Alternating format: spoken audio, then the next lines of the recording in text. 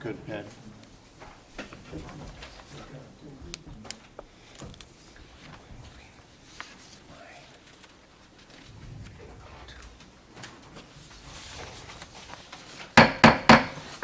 Good evening and welcome to tonight's Common Council meeting for July 28, 2015. Clerk will call the roll, please.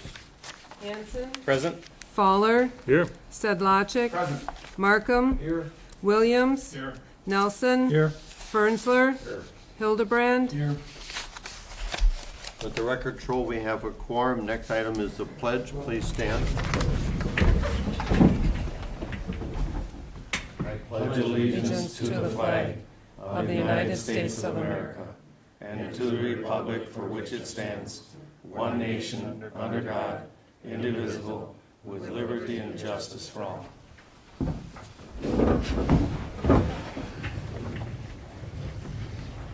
Next item on the agenda is the approval of the consent agenda. Chair will entertain a motion. So moved, Alder Markham. Second, Alder Hanson. We have a first and a second. Any discussion? Clerk, call the roll. Hildebrand. Yes. Nelson. Yes. Markham. Yes. Fowler. Yes. Fernsler. Yes. Williams. Yes. Sedlacek. Hanson. Yes. Motion carried. Thank you. Item 4 is the audience portion where citizens are asked to sign in and be recognized by the chair. This is where you do the talking and we do the listening. Tonight, nobody has signed up. We certainly encourage citizens to sign up and address the council as they see fit. Moving on, item 5, 2014 Public Utility Audit Presentation by Aaron Worthman of Baker Tilly. Good evening, Aaron, and welcome to Plymouth Common Council. Thank you. It's a pleasure for me to be here this evening. As you know, you have a number of things in front of you. The big Spiral Brown document are your financial statements that we've audited. You'll also see with a flip cover is our management letter. And then the last two documents, one are a packet of graphs that I'll be speaking from, and then a copy of my PowerPoint presentation, and that's where I'm going to start. But basically, the last two items are summaries of your financial statements and your management letter. So turning to the PowerPoint presentation, I'm going to start off by going through an audit overview, you know, exactly what is an audit and what is it that we do. I'll then go through the highlights of your management letter. I'll go through the financial statement highlights and then open it up to any questions that you might have. Our audit's performed in accordance with generally accepted auditing standards, and I often get asked, well, what exactly is that? Well, those are the standards that we follow as auditors, so that the audit that we conduct here, we go through the same required procedures and steps that we would at Waupun Utilities or Mount Horeb Utilities or any other utility that we audit. So we consistently apply these procedures based on the profession's requirements. Our audit objective is to obtain reasonable assurance that your financial statements are free from material misstatement. And at the end of our audit, we've concluded that your financial statements have received an unmodified opinion, which is also known as a clean opinion, which is the highest level of assurance that we can provide as auditors. We have many different things in our management letter, and if you get a chance to take a look at this, you'll see that this letter is very similar to the format of the prior year. One of the items that we need to discuss are your internal controls and any weaknesses in your internal control environment. Well, utilities of your size will always have a segregation of duties issues in that in a perfect world you would have one process, whether it's accounts payable or your billing and receipting, you would have all those components of those processes performed by separate individuals. Well, to do that, you would need an accounting staff of 20 or 30 individuals, and that's just not practical. So utilities of your size will always have a segregation of duty issues, which this letter talks about. But there are certain things that management can do to help take care of some of these, to do what they can with the limited staff that they have, you know, additional reviews. A commission can have, commissions and utilities can have additional oversight. So those are the types of things that this letter goes on to recommend. But a couple of things I'd like to point out this year is there were some improvements in the internal control structure. One is journal entries are now being approved, independently approved. So whenever management has a journal entry to correct financial statements or to correct billings or anything to that extent, you know, to post an entry to correct your financial data, there is now an independent review of that entry. So the individual that prepares it is different than the individual that enters it into the system and reviews it. So we were pleased to see that that control was taken care of in 2014. Another item was the review and approval of vendors. Anytime there's a new vendor, we had a suggestion to do a new vendor approval. And there's a system in place now for any new vendor to have an independent review of that, in addition to entering that into the system. So we commend management for taking a look at those and making those corrections. You'll see there still are some other smaller internal control issues. You know, I often get asked, well, should we fix all of these? And my thought is, in a perfect world, yes, but we understand it's not practical, and utilities of your size will have some of these comments. But it's important for you just to note, you know, what are those types of things, and continue to have management take a look at these and determine which ones that they can easily and cost-effectively fix going forward. Another point that we have is a point regarding two-way communication. I'd say if you were to go back 6 or 7 years ago, the only communication that you received as part of the audit was the presentation at year end. Well, the profession knows that, you know, that was pretty inadequate. So what we're required to do now is have communication throughout the audit process. So what we do is we reach out specifically to the mayor and other individuals as part of the audit process while we're conducting the audit and before we're conducting the audit to get their thoughts on fraud risks, things to that extent. Just know if at any time during the audit process, either before or after, you have any questions or concerns or thoughts, my contact information is in these packets. Feel free to give me a call to discuss. But what we'd like to have is that two-way communication. We want to make sure that any of your thoughts and concerns are being addressed, not just during the final wrap-up piece, which is tonight, but throughout the year. Then what we also do is we have informational points that we put in that management letter. A lot of times those informational points will be if we found any instances of noncompliance with contracts, laws, regulations. It might be in regard to upcoming accounting changes. One that you may want to take note of this year is next year there's new accounting changes pertaining to pensions, specifically Wisconsin Retirement System.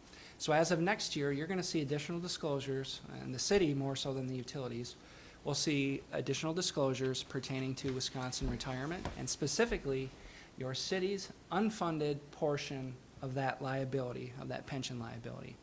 As of right now, that amount isn't known, but I believe overall that pension is roughly 99% funded. Every entity is a little bit different with their percentage, but just know we're working right now with Wisconsin Retirement System to figure out what those disclosures are and what those amounts are going to be for you going forward. So just know you'll have some changes in your financial statements next year as they pertain to pensions. Any questions on the management letter before we jump into the financial statement highlights? If you take a look at the packet, what I've done here is I've prepared some graphs in relation to what I feel are very key financial statement metrics for your utilities. Where I want to start off is taking a look at your sales. If you see the first graph, it's a comparison of your electric kilowatt hours sold. Your utility is a little bit unique in that if you look at the trend, the sales are actually increasing. I'd say most utilities I see that isn't the case because conservation is becoming a huge issue where residents, businesses, industries are cutting back on their electric usage. Well, you do have conservation going on in your community, although you've had growth, and that growth has just exceeded that conservation by a little bit, and you'll see that outlined in these amounts. So for instance, in 2013, you had 249 million kilowatt hours sold, and that's increased in 2014 to 251 million kilowatt hours sold. So again, that conservation was taken care of in an offset with your customer growth. Turning to the water utility, you're going to see that this conservation is very more prominent. You'll see that for the past, from 2012, that there's been a consistent decrease in usage, even with that customer growth. And again, that's very common with all the utilities we see. I'd say almost every single utility we go to, we continue to see decreased demand for water. Some of it's seasonal, but a lot of it, again, is due to conservation. One thing to note is when you have conservation, your rates still stay the same, and you have fixed costs that you still need to recover. Well, when your consumption goes down, some of those fixed costs don't get recovered. That's when you start to see this rate of return, which I'll talk about in a bit, start to decrease. But we'll mention that in a little bit when it comes to the adequacy of rates. But just know, if you have these conservation efforts, know that you need to take a more diligent approach at annually looking at the adequacy of your rates going forward. If we go to the next graph, you'll see the sewer utility. And again, the sewer utility, in most instances, will follow the water utility. And that's exactly what's happened here.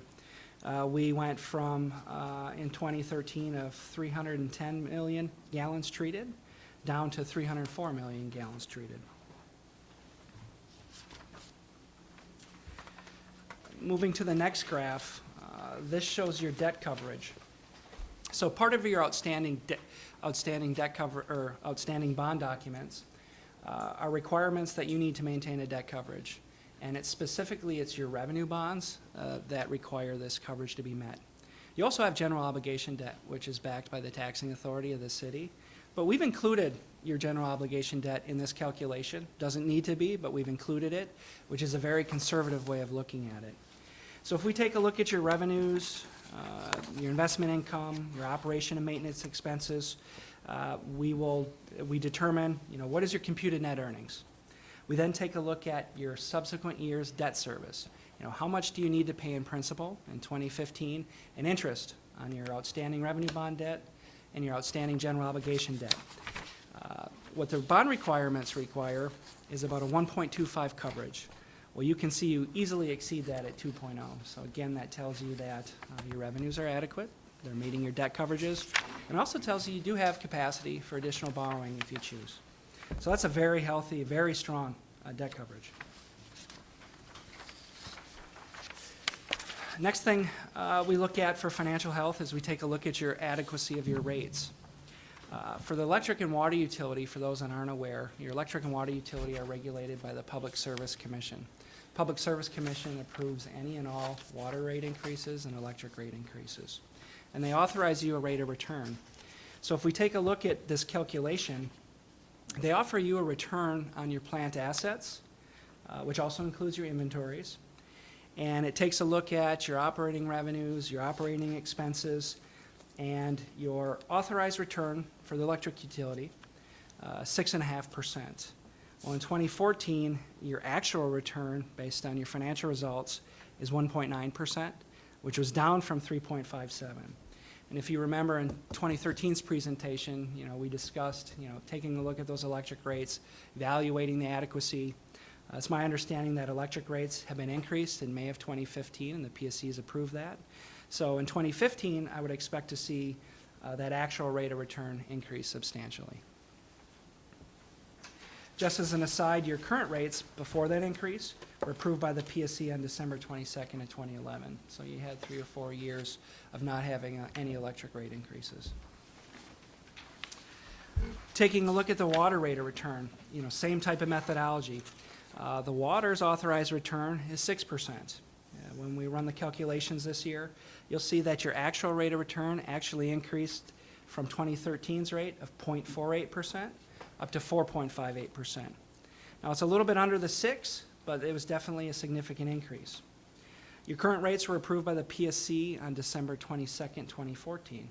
So I would anticipate when we look at 2015's results, when you have a full year of that rate increase, you'll see a significantly stronger actual rate of return, which helps offset some of that conservation that we're seeing in sales. Any questions on those rate of returns or graphs that I've gone through so far? Well, one graph that you won't see is the sewer utility. We don't calculate a rate of return for the sewer utility, and that's because effective, I believe, a year ago or a year or so ago, Your sewer utility is no longer regulated by the PSC. Those rates are regulated by you. So what you need to take a look at and what we recommend doing is, my understanding is your sewer rates were last reviewed in January 26 of 2009. So what we're recommending is in 2015, you take a look at the adequacy of those sewer rates. And more so, I would look at those on a cash flow basis instead of a rate of return methodology as the PSC would do. And the reason I say that is that's how I think every unregulated sewer utility prepares their rates and looks at their rates. They'll take a look at, well, what are we paying in cash on our expenses? What are we paying in debt? What are we putting away for our required DNR replacement fund? And what are the revenues that are we bringing in? And we take a look at the adequacy of that, and we determine based on our cash flow needs, do we need a rate increase? Now, does it mean you have to calculate your rates that way? You don't. You can continue to use that rate of return methodology. This is just another option, and this is the option that all the other sewer utilities that I see use. But one thing that should happen is management should definitely take a look at the adequacy of sewer rates in 2015. Another metric we look at is unrestricted funds on hand. We can look at operating results all day, but you definitely want to take a look at cash, and you definitely want to take a look at your unrestricted cash. So one of the benchmarks we use is we take a look at your annual revenues, and then we take that to determine your monthly revenues, and then we compare that to your unrestricted funds on hand. And what we like to see is at least 3 to 6 months of operating revenues on hand in unrestricted cash. When we take a look at the annual comparison here, you'll see that in 2013 you had almost 4 months worth of billings on hand, and in 2014 it decreased just a tad, but you still have almost 4 months of billings on hand, and that's a strong cash position, and I'd say marginally strong. It's not excessive by any means, but it falls right between that 3 and 6 month. So I'd say it's a good cash position, it's healthy, but you definitely want to continue to look at these rates on an annual basis like you have been, just to continue to maintain that healthy cash balance.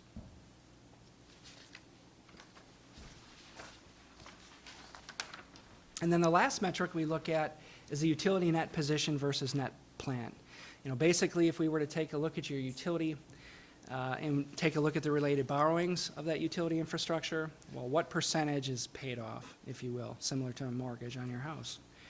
If you look at that, you'll see that roughly 62% of your utility plant has been paid off. I'd say that's a pretty strong metric. I often get asked, well, what should we shoot for? And I'd say at a minimum, you want to shoot for roughly 50%. Newer utilities may fall on the lower end of that. For instance, Waupun Utilities, they had a brand new treatment facility, things like that. They had a lot of new construction. Well, you'll see that rate closer to 50%. Older utilities, a lot of times you may see 70, 80, or 90. But what that tells me is it's aging infrastructure. They're going to be in line for a lot of capital improvements coming forward. More than likely, they'll have to take out additional debt. What your metric tells me is if you need to, you have additional capacity to borrow. So if you do have future capital projects in the works and you need to borrow, this tells me that you're in a position to do so. So again, that's a strong metric. So if we take a look at everything that we've discussed, I'd say overall the financial health of the utilities is good. You're doing what you need to do. You keep looking at those rates on an annual basis. One recommendation I would have is taking a look at the adequacy of sewer rates in 2015, but the financial health is good.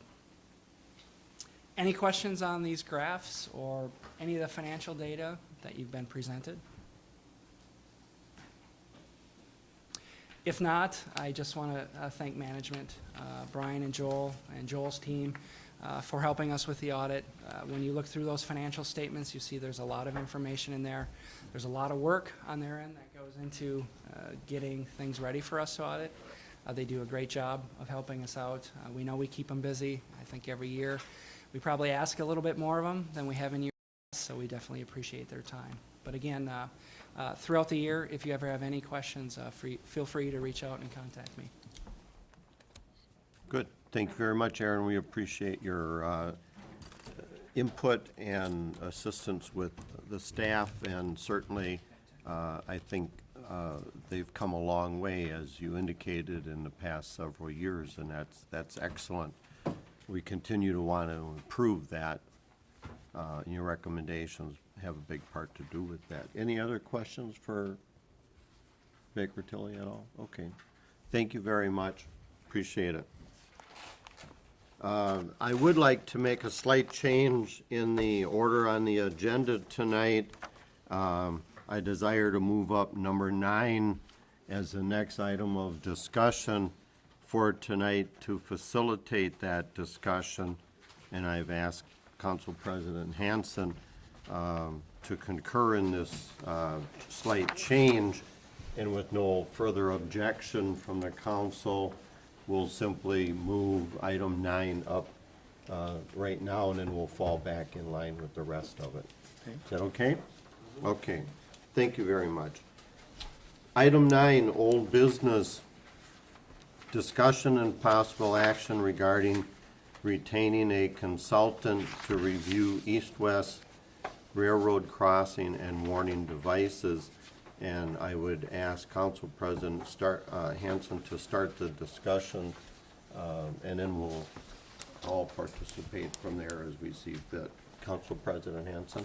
Well, as you remember, last month's, or last meeting, I was concerned about the railroad crossings, and I brought that as discussion. And then I wanted to bring it back up again, possibly getting a consultant to review this and put the warning devices and what we need for this. And Alder Williams asked me what would I like in place, and at that particular time I thought, well, we need the lights, we need the bars to come down, and that was my thought. And then today, and I did some discussion with the staff here yesterday, and then today I talked to our railroad coordinator, Jerry Thompson, and if he could be able to speak, Mayor, if he could come up to the front, if he could, to speak and ask him some questions. The chair would allow that, certainly. I got my questions answered, and he explained some things to me that kind of stopped me in my tracks about what do we need to do next. And so I asked him if he could come tonight and address you about the particular things. And Jerry, do you want to talk, or do you want me to ask you questions, or how do you want to go about doing this? That's a very good question. I think what I'll do is I'll give a broad overview first, and then we'll jump into questions that you might have. Feel free to jot them down, and we'll try to get answers to those. I'm the Railroad Services Coordinator for the City of Plymouth, and quite familiar with railroads and operations and how they go about conducting their business. The railroad crossing installation of railroad crossing crossbucks and those types of devices, I think, is the topic of discussion tonight. And the biggest concern is that they're putting up what is a traditional crossbuck, which has no warning signs, nothing electronic, no lights, just a crossbuck. But in the state of Wisconsin now, that's the standard crossing, is the crossbuck plus the yield sign. The yield sign has been put on there because evidently some people can't figure out that it's a railroad crossing, that they should yield to the train. So they put a yield sign on there as a little more emphasis. To get a little bit stronger than that, you'll see sometimes they have crossbucks and a stop sign. That is a more potent crossing signal, if you will, to the motorist that they should physically stop, look both ways, and then proceed. From there it goes to lights, the flashing red lights. It's a 10-inch diameter lamp that they use, and it's triggered by the train coming through. Then it's lights with gates. The gates come down and physically block the crossing. If you get a little bit more extensive, it's what they call quiet zones. It has lights, it has gates, it has a strip down the center that doesn't allow the vehicles to try and go around. They have to stop. And then the ultimate safety feature is to close the crossing completely. We're faced with that situation, as all of you know, in a crossing in town. Hasn't been resolved yet. But going back to, and I think specifically Highland Avenue, Pleasant View, South Street, Clifford Street, those are the ones that have gotten the new, what we call crossbucks with a yield sign. And how that's determined is the Commissioner of Railroads either he personally comes out or sends some of his representatives out to take a look at it, and they physically look at the area. And they, you know, they have experience in what is considered adequate and necessary as far as warning devices.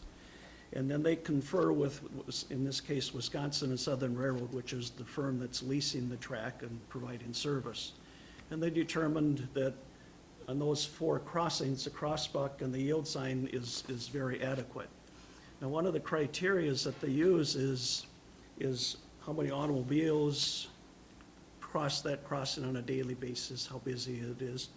And then what's factored in is how many trains are actually going to be going across that crossing on a daily basis, and the speed of the trains. Speed, if you go over to Fond du Lac and take a look at the Canadian National Railroad there, they have anywhere from 40 to 60 trains a day. In a lot of areas, the speed limit is 60 miles an hour for the trains. So obviously, they're going to have lights and gates and much more than what we're looking at.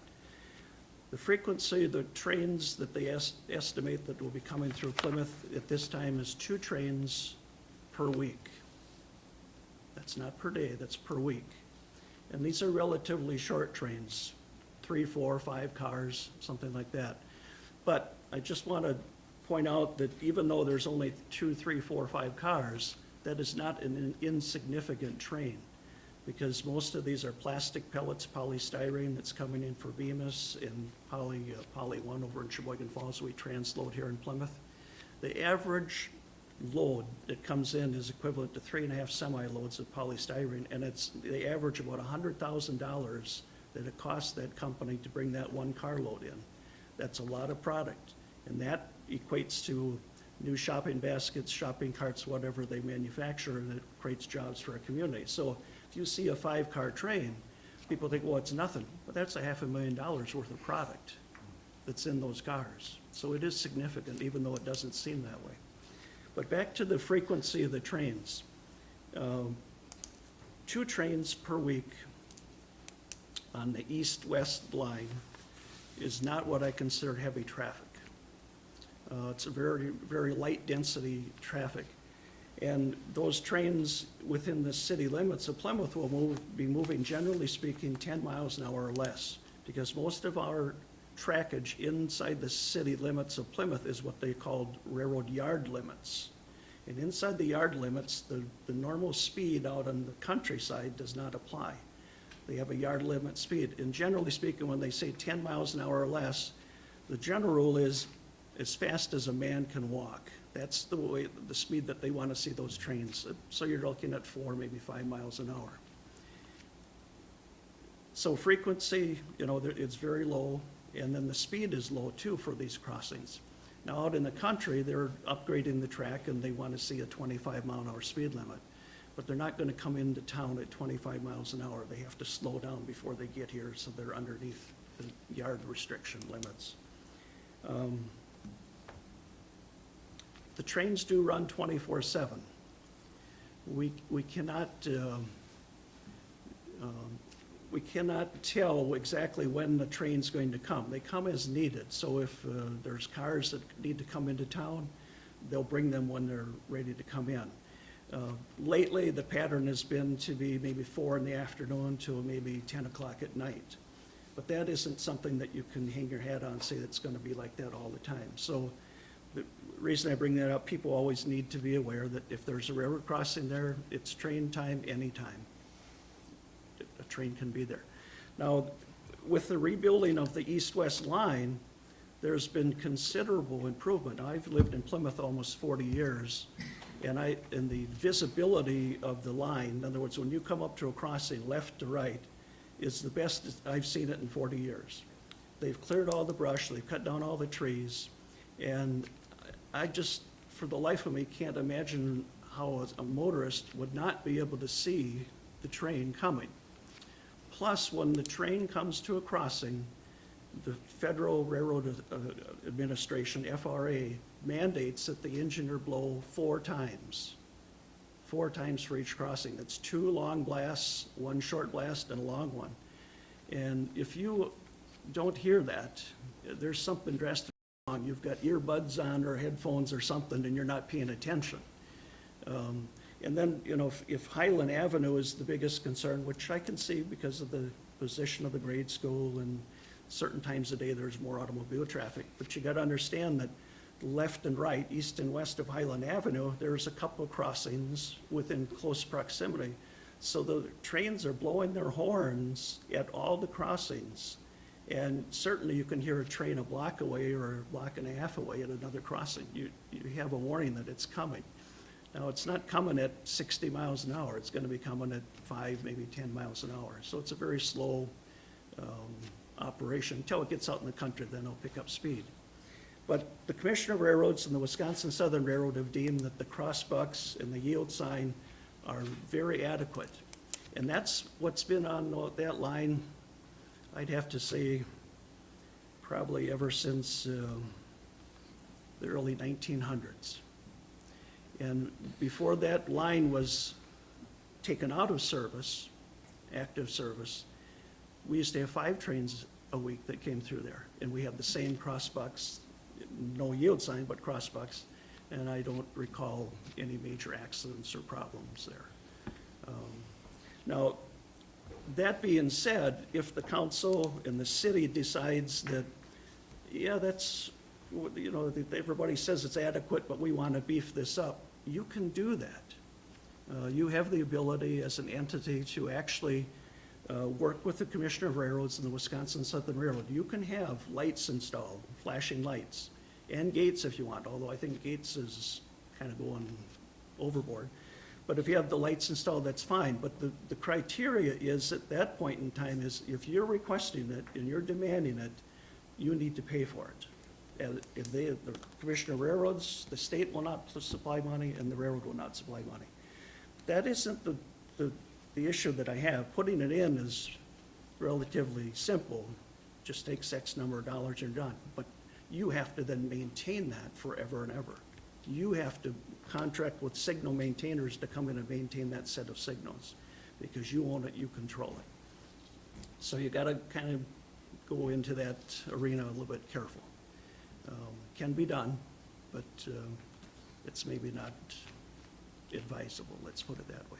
Now, Charlie and I discussed on the phone a little bit about, well, what happens if traffic increases?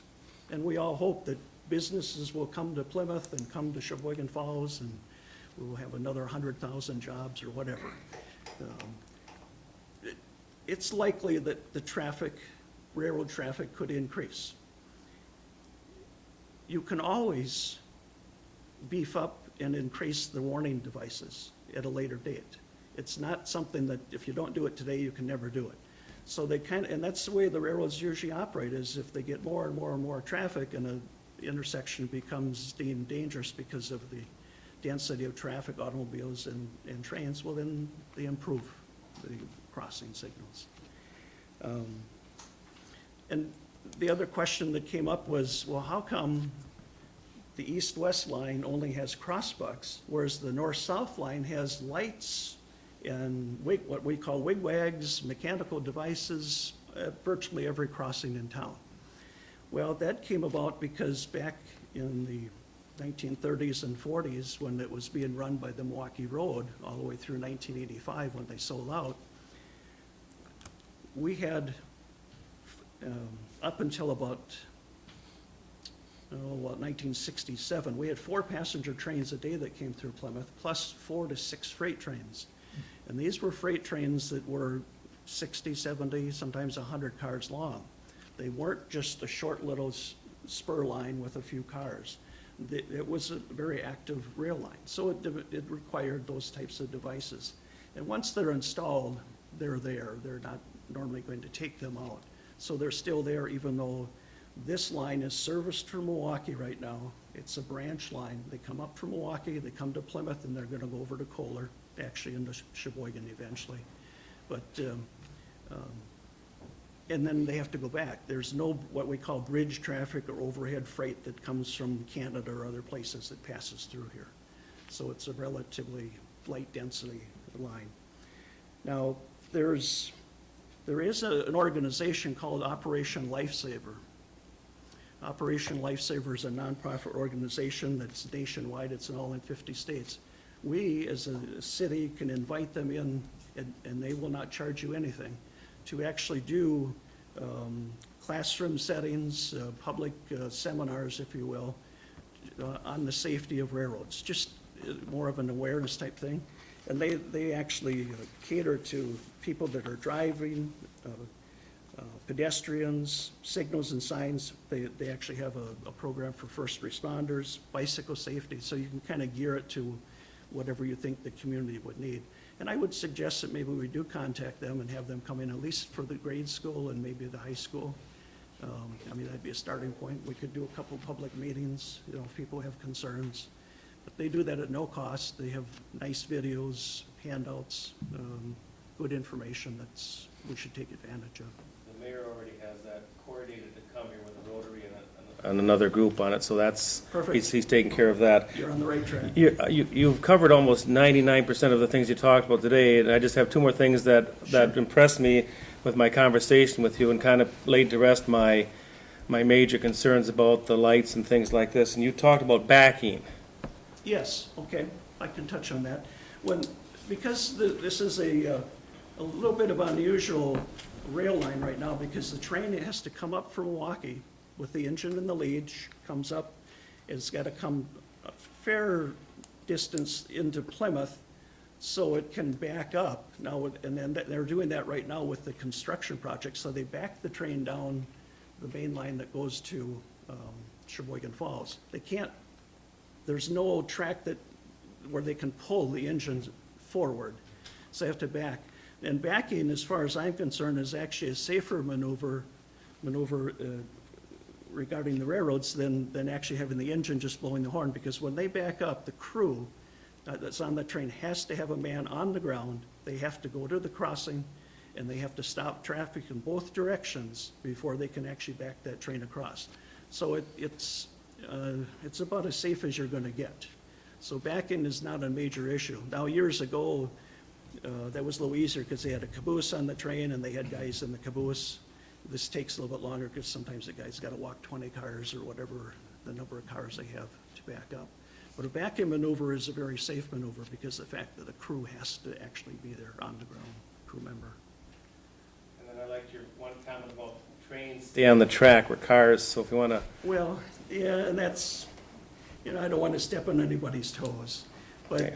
But the reality is, you know exactly where that train is going to go. All you have to do is look at the rails. It follows the rails. I personally feel you're in a lot more danger, statistically speaking, walking down the sidewalk, because there's automobiles going by, and while most of those automobiles will go past and down the road, they don't have to. They can turn and jump the curve and, you know, end up in the ditch. You never know where they're going to go. So trains are pretty predictable. I mean, they run on their tracks. If it makes sense, it's kind of just common sense. So, Questions? No, I guess, Alderman Nelson, certainly. you know, I was assuming that 25 was the speed limit through there too. And, you know, I spent some time driving South Street and Highland just to look at it. And actually the view shed, I guess you would call it, at the intersection is not great on either of those. There's some trees in the way, hill in the way, the condos and Well, are kind of in the way. the hill, But at 10 miles an hour, it's a lot different right, than 25. but the berm or hill that you're talking about, I think you're talking about at the Ball Diamond. But, yeah. If you're there at the Ball Diamond, half of the train is above that hill. Yeah. It's very visible a long ways back. We think the hill is going to hide the whole train. It doesn't. It sticks up. They're 14, 15 feet high. But at South Street, there's a line of trees there that kind of block your view, and I don't know if there's a whole lot can be done about that, to cut That's- that back to open it up. But They opened it up fence line to fence line. If they cut any more trees, they're on private property. yeah, So that would be up to the property owner. I saw the same thing you did. There's trees that have grown up since they cut it. When you're northbound on South Street and you look to Yep. the east, there's some small saplings, maybe an inch. And then if you're southbound on Highland, when you're looking towards the east, part of that berm, there's thistles and grass growing real high that needs to be. Yeah. You know, I wouldn't be too concerned about seeing the train from the ballpark. You don't have any cars crossing there. Yeah. I'd be more concerned on Highland Avenue. Yeah. There's some of the same issues I saw when I traveled through there. In fact, I shared that conversation this afternoon with the mayor. So I think that's just the maintenance. When we see it, contact the city crew in a half hour's time. I think they can keep that moved down or whatever they need to do. It sometimes is best to observe those things when the train is actually there. Yeah. Because the trains are very large, they're very big, so even though there's some brush there, I think there's still, it's a much better visibility than what we had 2 or 3 years ago. We had nothing, it was just overgrown. And if you can't hear it, you're deaf. Yeah, you know, and a lot of people talk about quiet zones. My personal feeling is a quiet zone is more dangerous than one where the train sounds its horn every time it comes through. Because these trains with the new modern rail and the ribbon rail and the track they have, they glide pretty quietly. They can come through and sneak up on you. You have a quiet zone and they're not obligated to blow the horn. They're just relying on gates or lights. People become complacent. Well, it's just, you know, they just don't realize that it's there. And especially for pedestrians. I'd rather have the train make a little noise and let me know that it's in my backyard. So, other questions? Thank you very much. We appreciate you taking time to come in tonight. And my recommendation would be to keep the crossbucks on the yield signs. You know, I would concur with the Commissioner of Railroads at this time. So, Good. thank you. Thank you very much. Thank you, Council President Hanson, for bringing this item forward in discussion, and certainly it's open for future discussion as changes take place. So, good. Thank you very much for allowing me to move that item forward. Moving on to item number 6, resolution number 16, a resolution authorizing a grant. I'm sorry, I should back up. Did you have any final comments, Council No, President Hanson? I guess what my questions have been answered. You know, I still have some concern, maybe down the road somewhat on it, but the way it was explained, and there should be a yard sign, railroad yard sign put up when the construction is done, so this is designated as a railroad yard, is what I was told, so that the speed limit goes that particular direction of 10 miles or less, so. Okay, good. Thank you. Didn't mean to not give you the chance to make a final comment. Resolution number 16, a resolution authorizing a grant request by Plymouth Utilities, City of Plymouth, to USDA Rural Development under the Rural Economic Development Grant Program. I'll ask Administrator Yurgis to give us a brief summary. Sure, the updated resolution is coming around. The yellow sections are the ones that have been are the sections that have been updated from the one that was in your packet. First of all, I just want to remind the council that we actually applied to this program one other time, and it's actually called the Rural Economic Development Loan and Grant Program. The program that, we applied for a loan that passed through Plymouth Utilities, and you may recall a couple of years ago we had to qualify under the Rural Electrification Act of, let's say it's 1918, I forget the year, with having a electric utility, which we did, and then had to go to Washington, D.C. We then applied for a loan, a 0% loan that passed through Plymouth Utilities in the city, and that went to Glacier Transit and Storage for the Willow Road warehouse project, and they are repaying on that loan. The Redevelopment Authority, as you should be aware, announced that we have a $500,000 grant to go toward the restoration and rehab of 133 East Mill Street. And we're trying to find creative ways to get additional grant funds and additional funding for that project. In terms of the final structure of the ownership and how it's going to work, really it's not finalized yet, because part of the thing that'll potentially dictate that is where we get our funding sources from and where those opportunities come from. Previously, if you've read some of the meeting minutes and other discussions, we were looking at potentially partnering with the Plymouth Industrial Development Corporation and looking at some historic tax credits. We're still looking at some historic tax credits, but basically the state program that applies to 501, that can be granted to 501c3 nonprofits and then transferred and sold. So we're still looking at that as an option as well. But one opportunity to apply to USDA RD for the grant portion of the program, and how it works is just like we have a business revolving loan fund now with the City of Plymouth. The City of Plymouth received in the 1980s 2 grant awards that were over, I believe, $750,000 roughly a piece in the 1980s, and that established our original business revolving loan fund. Now that was community development block grant money. We lent those out to industrial businesses. They repaid that back, and we turned around and relent that out to other projects, and we continue the program today. That money was community development block grant funds. This program is USDA funding that it does not carry the CDBG regulations. It's a different program, and it's where a utility can get a micro loan. In this case, the maximum amount is $300,000 with a minimum 20% match requirement. The idea is that, well, first of all, the city can't fund its own project directly.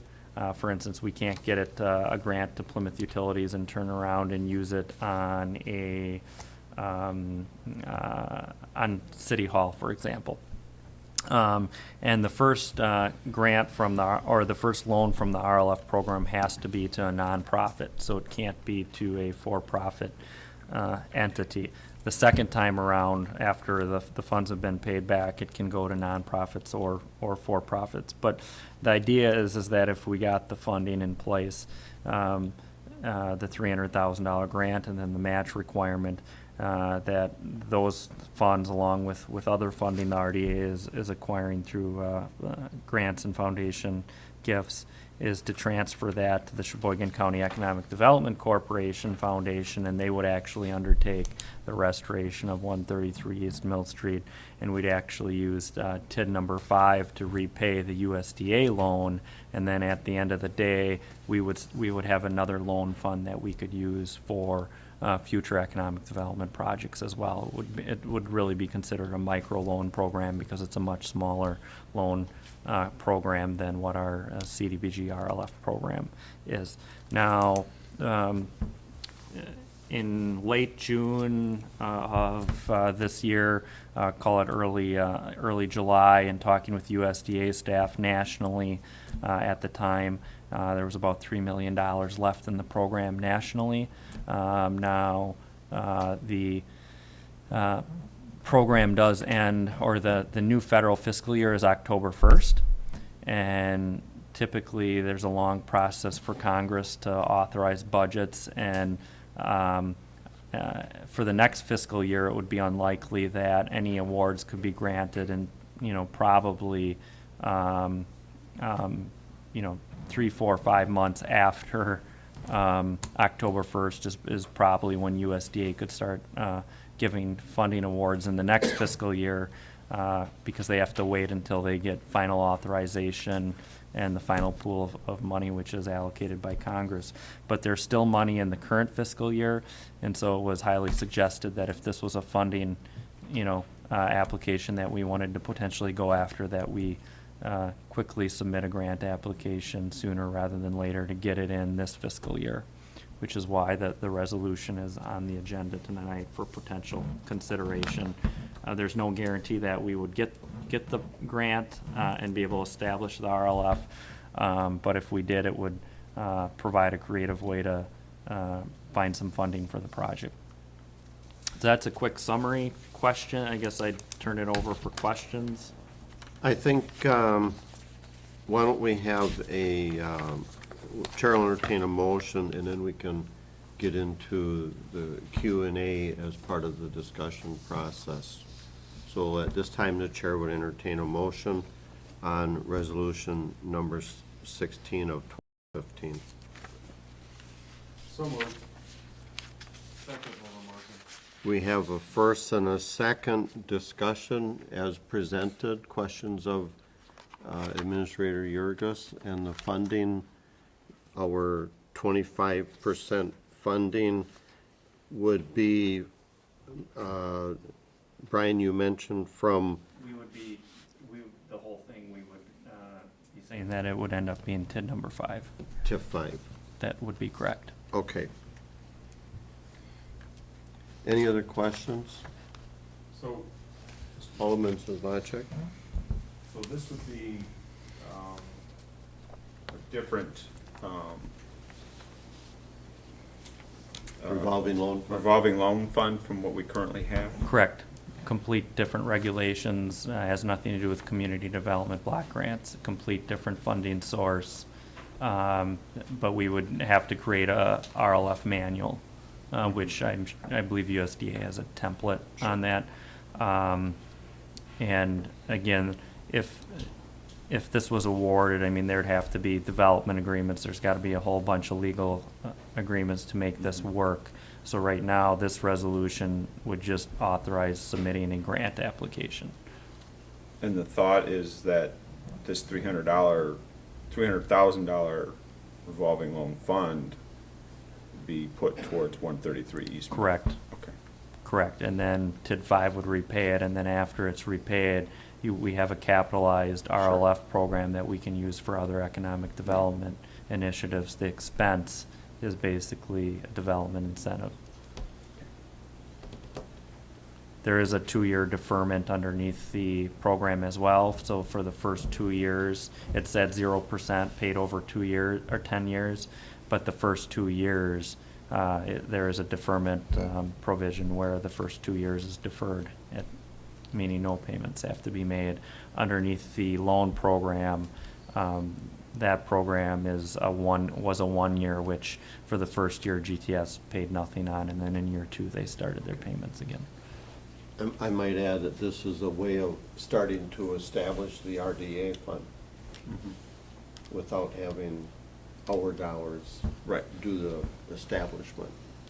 And RDAs in other communities find grants of this nature to facilitate their building of funding and opportunity. Alderman Markham? Administrator Yurgis, does the money become available as it's paid back or not until it's completely paid back?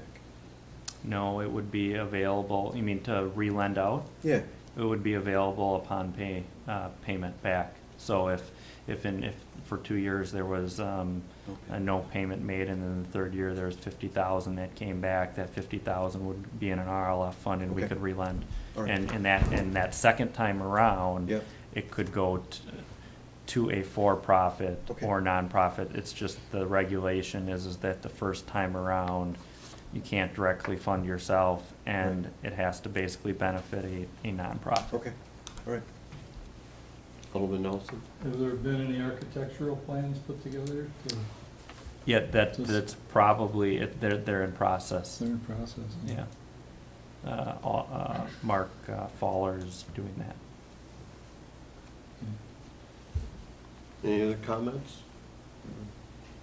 Alderman Faller? Well, from what I see, you're looking at 1.2 million to get this building with the 2 apartments and a functional store or something in the lower floor. Is that correct? That's, we figure it's at least $1 million, but, we say it's, between $1 million and 1.2. So you have 500,000 plus the 300,000. So where does the Well, other? 400,000 from the TIF. w- So it's Okay. actually 9, and then there's 3, which we're gonna do additional fundraising and work on getting that additional funds. I think that, 500 is a good start, and we're trying to find creative ways to get additional funds. And we're also looking at the historic tax credits to try and which would bring in, it's equal to 20% of the qualified expenditures, and then we have to go through and sell that, and so you don't get a dollar for dollar match, but you're gonna get a percentage of that 20% back, which will, we're hoping to also bring into the project. So who owns the building once it's done, completed? Well, in this scenario, the Sheboygan County Economic Development Corporation Foundation would own the building, and then more than likely, the redevelopment authority, as part of a legal agreement, would have the ability to buy that back for $1 at a given point in time. So then the RDA would benefit from whatever rentals or can be. Well, the idea is the property, yeah, I mean, it's kind of uncharted territory from some degree, but yeah, I mean, the RDA would, But you can't sell the building. well, the RDA could sell the Yeah, you building could at some flip it. point in the future. You could Well, flip that'd it be a down the pretty good road. deal for somebody. They'd say, well, I'll give you 200,000 for the building that you guys have sunk $1 million into, right? That's about all it's gonna be worth, isn't that true? But I the mean, look at market- other buildings in the city. Well, we don't know what it's gonna be worth. The idea is to create money for the RDA to get off the ground and make those investments in other properties and function as RDAs do. And it can't do that if it doesn't have any seed money. So the seed money would start the process. Whether we get $1 for it or $200,000, or they choose to rent it, fair market and a willing buyer and a willing seller is gonna determine that. I don't think we have any idea, as Brian said, what our total cost is gonna be as projected, but we also don't have a buyer sitting around the corner waiting for the deal of the century. Well, if I just make, again, the objective is, rather than to tear every building down in downtown when there's a problem property, and of course, this fell in our lap when the previous developer, didn't finish the project. But, we're trying to save a building built around 1895, a building that is massive in size in terms of, it would be a large hole in the downtown if it was torn down. There would certainly be costs on the city if we tore it down. And the other thing is whether we'll be successful. I mean, I can't sit here and say that we're going to be 100% successful. We're trying to do something around this concept of cheese capital of the world. Is that going to be 100% successful? I can't sit here and tell you with a straight face that I know 100% it will be. But what I can tell you is we're trying to come up with the creative ways to save a building downtown and do something to rejuvenate and revitalize downtown, and this is one part of that step in the process. But take a look at it from a private investor. They would never put $1 million into. That's correct. 2 apartments Yep. and a storefront downtown. And I wouldn't disagree with you at all, and that's, Lee and I have talked with real estate commercial brokers and other people about that topic, and that's exactly the message we received is unless there's significant public dollars in it, there's no way anybody's going to put $1 million in it. And the other part is you probably need to find someone that is going to want to invest in the building and be the end user, meaning it's not a real estate investment for rent, for rental income. It's a property that would be occupied by a business that they operate as well. So, I mean, I wouldn't disagree with that at all, that, that's an accurate analysis. $1 million with a 8 to 10% cap rate, that's $80,000 to $100,000 in rental income from a building like that. I don't believe that building can generate $80,000 to $100,000 in rental income based on a 8 to 10% cap, and even if you went to 6%, which would be pretty skinny, is still $60,000.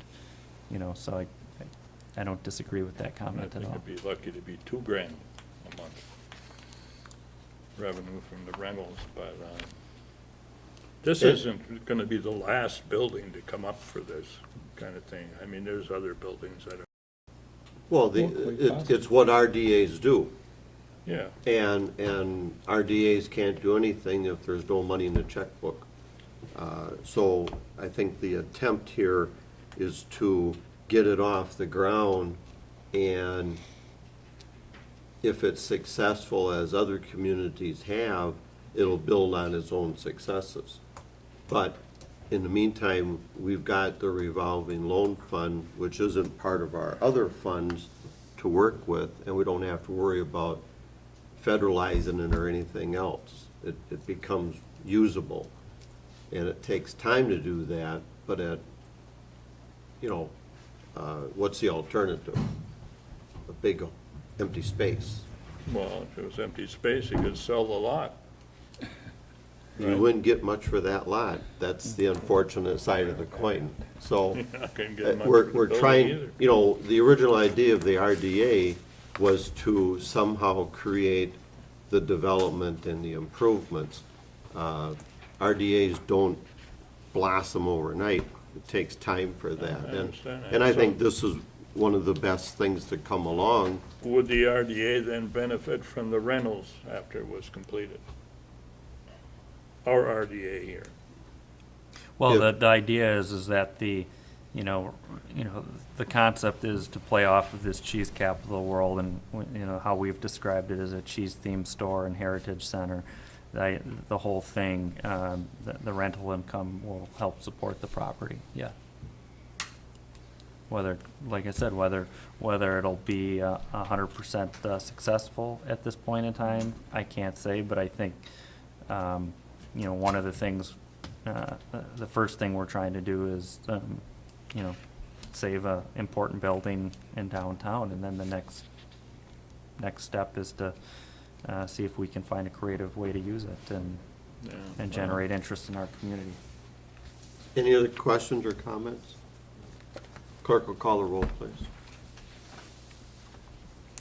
Williams, Yes. Nelson, Yes.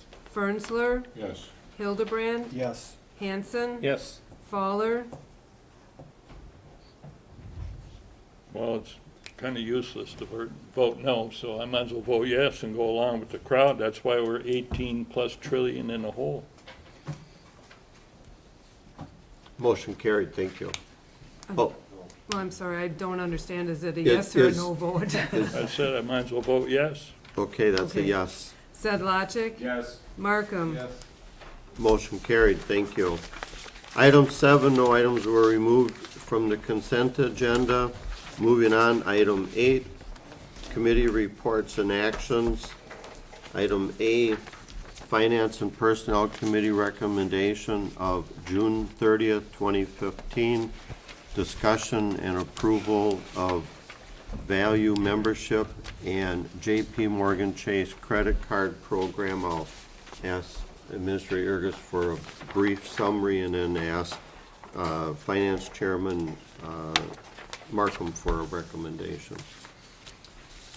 Sure, this came up a while ago, and we've been working on it in the Finance and Personnel Committee, but the best option that staff was able to find on a credit card program is a JP Morgan Chase commercial credit card program through the Value Consortium, which stands for Volume Acquisition and Large Uniform Expenditures, and that's a group that's out of the Milwaukee area, a group of regional local government entities. And for your information, currently the entities that use the program and through Value and the JP Morgan credit card is a spreadsheet on page 2, and it lists everything from counties to technical colleges to cities to other agencies that use it, and you can see the dollar amount in the right-hand column, the rebate payable that they receive annually for using the credit card. What it does is it reimburses once a year. You get a check which reimburses 1.59% rebate for everything you use on the credit card. each employee that would have access to a credit card would enter into a credit card usage agreement. There's a sample credit card usage agreement in the packet as a sample agreement. In addition, all of our financial policies would still apply, meaning that it still has to be an item that's approved in the adopted annual budget, and they also cannot use it for personal use.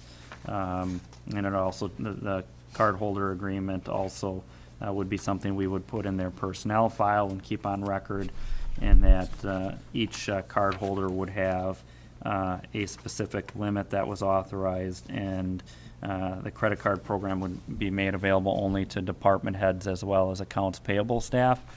Now, because of how we're set up from an accounting standpoint, this is a program that I'd like to start at Plymouth Utilities and start with the Plymouth Utilities staff, including accounts payable, to implement it and get the 1.59% on some of the routine charges that we have, phone bills and that sort of stuff.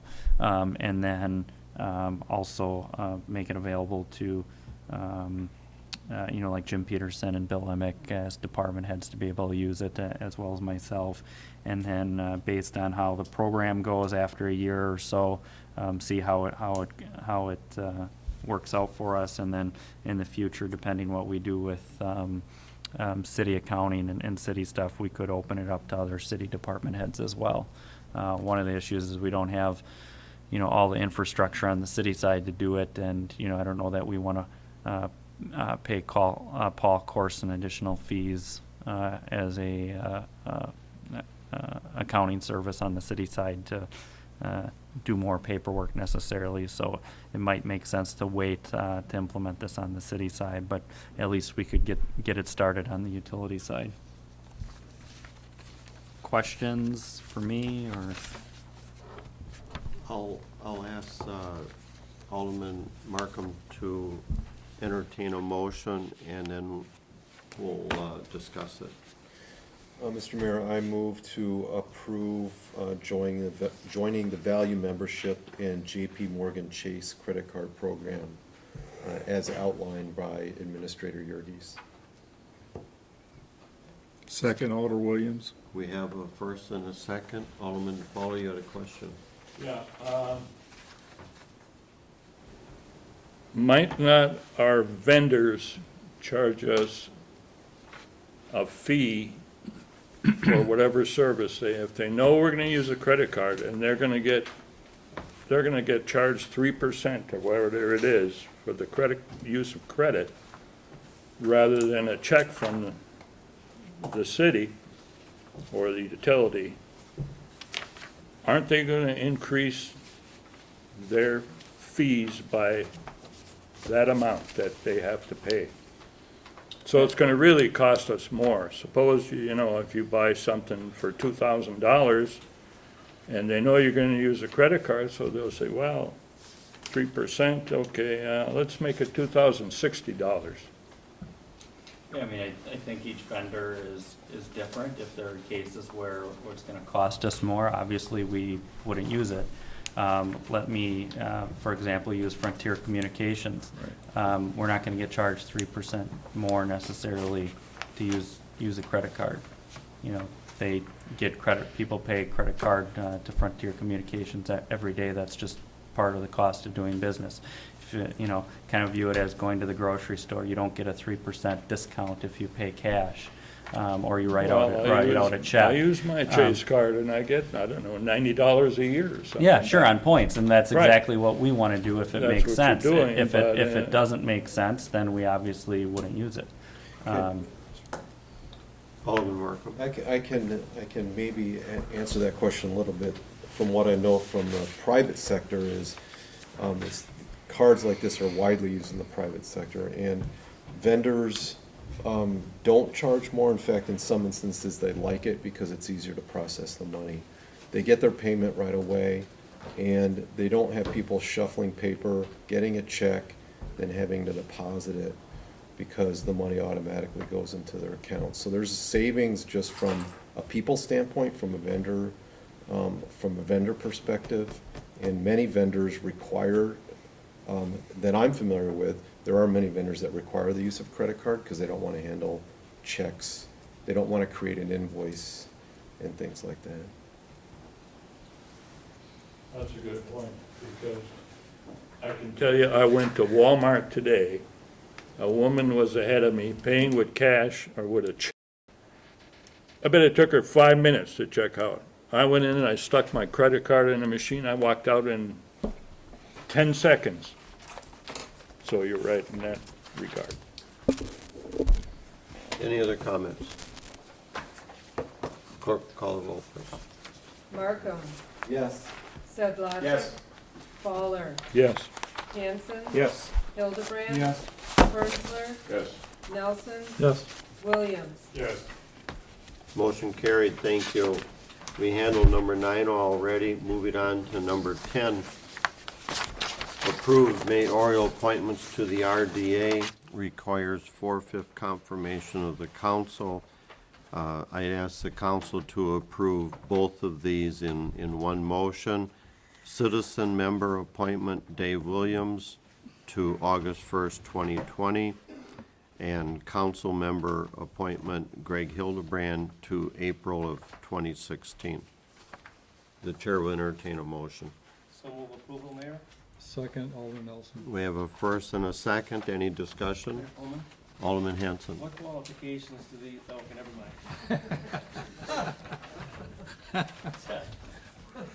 mind. Anybody, no, never mind. Clerk will call the roll. Williams. Yes.